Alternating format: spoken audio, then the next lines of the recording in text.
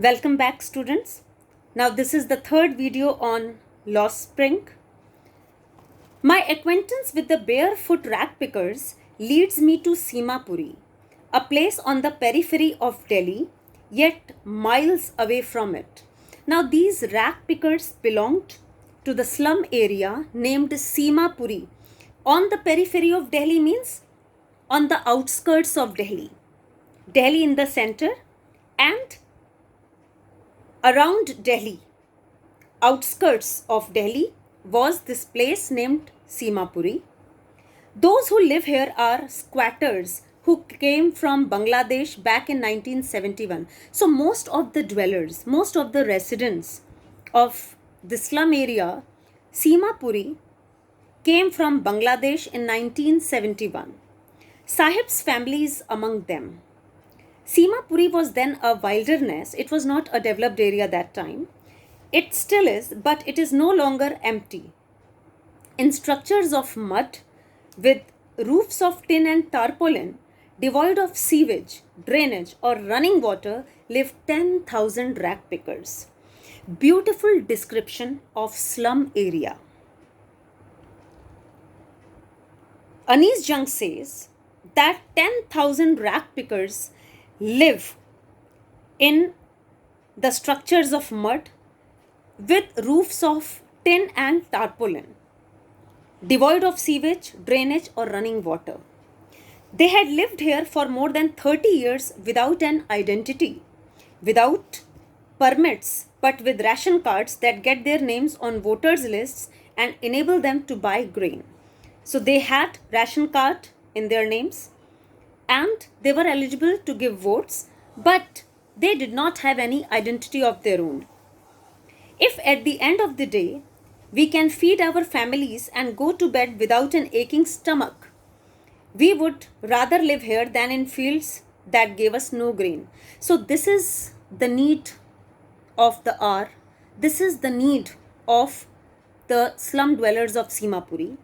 They used to say that without identity one can survive, but without food one cannot. They say that if they are staying in Seema Puri, their children are picking rags, they are doing petty jobs, but they have at the end of the day some grains to feed in their stomach. Their situation is still better rather than staying in Bangladesh and dying empty stomach. Say a group of women in tattered saris, torn saris. When I ask them why they left their beautiful land of green fields and rivers, wherever they find food, they pitch their tents that become transit homes. Transit homes, impermanent homes, temporary homes.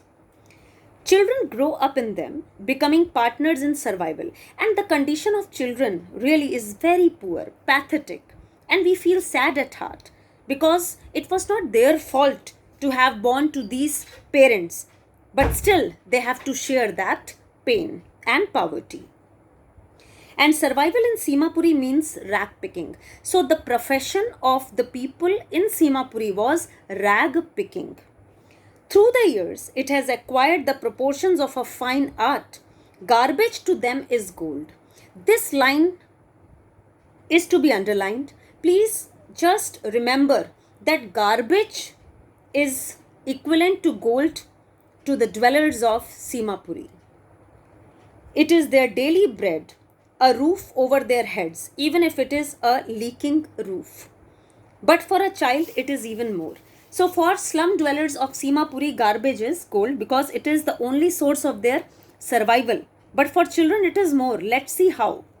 I sometimes find a rupee, even a 10 rupee note, Sahib says. See, how much important is a 10 rupee note to Sahib.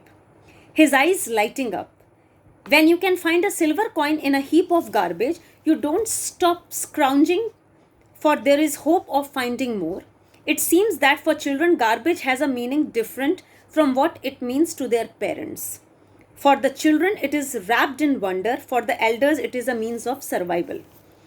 For elders, garbage was the means of survival. But for children, it was a ray of hope. It was an excitement to find a rupee, 10 rupee note, or something of their use. One winter morning, I see Sahib standing by the fenced gate of the neighborhood club, watching two young men dressed in white playing tennis. So it is described that one day Anis Jung found Sahib standing near the gate of a club where two men inside were playing tennis. I like the game, he hums. Content to watch it standing behind the fence, I go inside when no one is around. So Sahib says that I go inside when there is nobody. He admits the gatekeeper lets me use the swing. Sahib too is wearing tennis shoes that look strange over his discolored shirt and shorts. Someone gave them to me, he says in the manner of an explanation. The fact that they are discarded shoes of some rich boy who perhaps refused to wear them because of a hole in one of them does not bother him. So Sahib was happy to wear the shoes which were actually the leftovers of a rich boy, and one of the shoes had a hole in it, but it did not bother him much. For one who has walked barefoot, even shoes with a hole is a dream come true. It is very true, my dear students, that if suppose you don't have anything to eat, even the stale chapati, the stale roti would really be cherished by you. When we don't have anything and we get a little bit, that little bit also plays an important role in making us happy. But the game he is watching so intently is out of his reach. Yes, tennis is a game of rich guys and he cannot afford to dream of it. This morning, Sahib is on his way to the milk booth. Now, one new morning, Anis Jung found Sahib on his way to the milk booth. In his hand is a steel canister. I now work in a tea stall down the road, he says, pointing in the distance.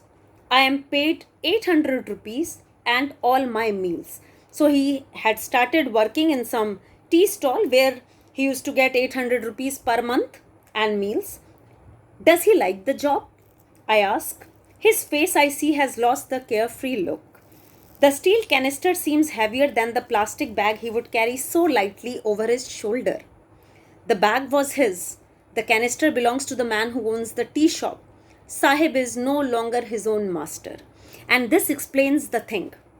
Whenever we get the chance to do whatever we love to do, we become happy. Sahib is now earning rupees 800 per month with free meals, but he is now not a free person, not a free child. He is working in a tea stall under some owner, under some, you can say, boss. So he is not happy now. So with this, we finish the first part of the fiction Lost Spring. Students, just try to understand one thing. Lost spring means lost childhood. In the first part, there is a beautiful story of ragpickers who used to live in Seema Puri. Seema Puri is a slum area on the periphery of Delhi. Slum dwellers of Seema Puri were the people who had come from Bangladesh in 1971 because their homes, their fields were being destroyed by the storm. And then we see Anis Jung portraying the pathetic condition of the children very beautifully. The children who were without shoes, without hope, without any dream for future. Children for whom rag picking was a habit. They did not know anything about the privilege to go to school. And then there is a boy, Sahib-e-Alam, Lord of the Universe, who even does not have pair of proper shoes to wear on.